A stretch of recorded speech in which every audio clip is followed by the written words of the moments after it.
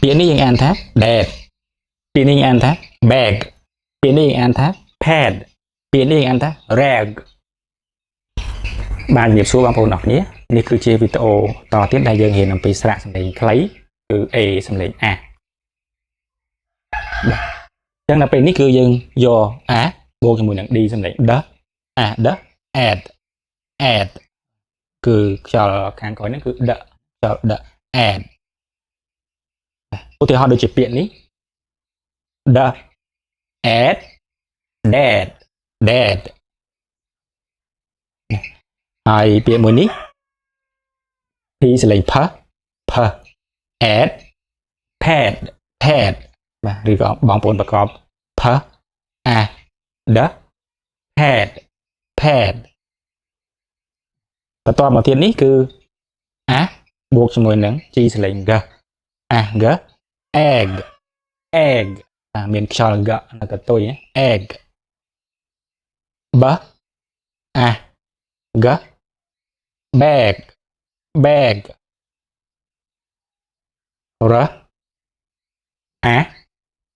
G rag R egg rag បន្តមកទៀតគឺ A សំជាមួយនឹង P សលេង P A P app K A P cap K app cap M A P map M app map N A P nap N app nap T A P tap T app tap dad យើងមកប្រែថាប៉ាបាទ pad បកថាกระดาษកត់ចំណាំ bag កតាប rag កណាត់រុំ cap មួកកន្ទប់ map ផែនទី nap ការគេងមួយសបក tap រ៉ូប៊ីណេបាទក្បាលរ៉ូប៊ីណេក្បាលមូលសម្រាប់លាងដៃលាងអីហ្នឹងគឺ tap បន្តមកទៀតនេះគឺ a បូកមួយ t សលេង th a th at តែ at មួយនេះគឺខ្យល់ th at មួយនេះគឺខ្យល់ d at b a th bat h a th hat r a th rat m a th mat ខាងនេះវិញគឺជា story យើង story រៀនអំពី a day with dad a day with dad a day បកថាថ្ងៃមួយ with ជាមួយ dad ប៉ាថ្ងៃមួយជាមួយប៉ា number 1 this is my dad he has a hat a bag and a map this is my dad he has a hat a bag and a map number 2 that is my girl she has a bat and a cap that is my girl she has a bat and a cap number 3 at the house we use the tap at the house we use the tap number 4 then we take a nap ចឹងដើម្បីបកប្រែអត្ថបទរឿងរបស់យើងបានសូមបងប្អូនអរគ្នាមើលពាក្យថ្មីហើយនឹងពាក្យមួយចំនួនគឺតាក់ទងមួយឧទាហរណ៍របស់យើងខាងនេះបាទអញ្ចឹងពាក្យថ្មីយើងមាន this ហៅថានេះ this ហៅថានេះ that ហៅថានោះ my របស់ខ្ញុំ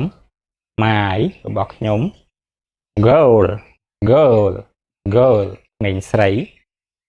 how ផ្ទះ we ពួកយើង use use ប្រើប្រាស់ then ប្រែថាតបមក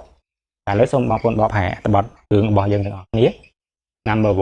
1 this is my dad this is my dad នេះផែននេះគឺជានេះគឺជាប៉ារបស់ខ្ញុំនេះគឺជាប៉ារបស់ខ្ញុំ he has a hat a bag and a map គាត់ប្រែថាមានគាត់មានមួកមួយកតាបមួយហើយនឹងផែនទីមួយ number 2 that is my girl នោះគឺជាក្មេងស្រីរបស់ខ្ញុំតែតួអង្គនេះគឺប៉ាអ្នកនិយាយមានក្មេងស្រីនេះគឺកូនស្រីក៏បានដែរនោះគឺជាកូនស្រីរបស់ខ្ញុំ she has a bat